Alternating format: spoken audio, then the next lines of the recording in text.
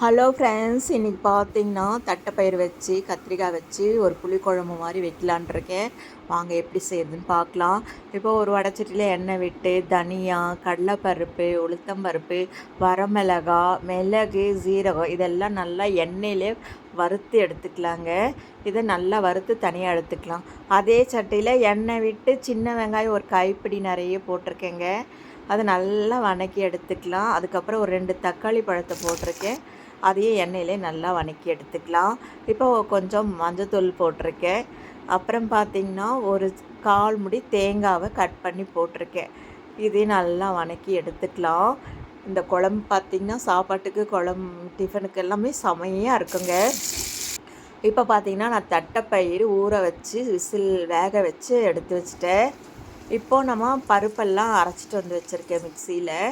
இப்போ ஒரு வடைச்சட்டியில் எண்ணெய் விட்டு கடுகெல்லாம் போட்டுக்கலாங்க. ஒரு பெரிய பூண்டு ஒரு 10 பல் பூண்டு போட்டிருக்கேன். இப்போ ஒரு பெரிய பூண்டாக போட்டுக்கலாம். கேஸ் ட்ரபிளுக்கு இது ரொம்ப நல்லா இருக்குங்க உடம்புக்கு. அப்புறம் பார்த்திங்கன்னா ஒரு பெரிய வெங்காயத்தை போட்டிருக்கேன். அதை நல்லா வதக்கி எடுத்துக்கலாம். கொஞ்சம் பெருங்காயத்தூள் போட்டுக்கலாம்.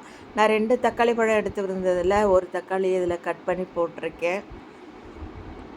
இப்போ வெங்காயம், தக்காளி எல்லாம் நல்லா வதங்கினோடனே கத்திரிக்காவை நம்ம கட் பண்ணி போட்டுக்கலாங்க. எந்த கத்திரிக்காய் இருந்தாலும் பரவாயில்ல, நல்லாயிருக்கும். இது இந்த குழம்பு ரொம்ப நல்லா இருக்குங்க சாப்பிட்றதுக்கு. எங்கள் வீட்டிலலாம் அடிக்கடிக்கு செய்வோம். மாதத்தில் ஒரு முறையாவது செஞ்சுருவேன். இப்போ தேவையான அளவு தண்ணி விட்டுக்கலாங்க. இப்போ அரைச்சிட்டு வந்திருக்கேன் இல்லைங்களா, அந்த பேஸ்ட்டு இதில் ஊற்றிக்கலாங்க. இப்போ பார்த்திங்கன்னா நான் பருப்பை ஒரு மிக்ஸி ஜாரில் அரைச்சிட்டு அது கூட நம்ம வெங்காய தக்காளி ஒன்றா போட்டு பேஸ்டாட்டம் அரைச்சிட்டு வந்துக்கலாம். அரைச்சிட்டு வந்ததை கலந்துக்கலாம். இப்போ தட்டைப்பயிறு வேக வச்ச தட்டைப்பயிரும் கலந்துக்கலாம். இப்போ நான் ஒரு எலுமிச்சம்பழம் அளவு புளி கரைச்சி வச்சுருக்கேன். அதையே இதில் கலந்துக்கலாங்க. அரைச்சி வச்சது எல்லாமே ஒன்றா ஊற்றியாச்சுங்க. இப்போ நல்லா கொதிச்சிட்ருக்கு. தேவையான அளவு உப்பு போட்டுக்கலாம்.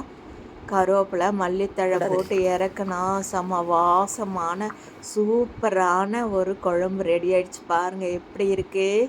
இது இட்லி, தோசை, சப்பாத்தி சாப்பாட்டுக்கு அத்தனைக்கும் செமையாக இருக்குங்க.